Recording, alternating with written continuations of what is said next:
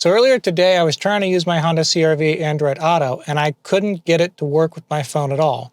I got home and my wife's iPhone worked fine, but then we noticed something strange. She unplugged her phone and it continued to say Carplay on the interface screen. We don't have wireless Android Auto or wireless Carplay on here, and it still said that anyways. I drove away, continued to say that.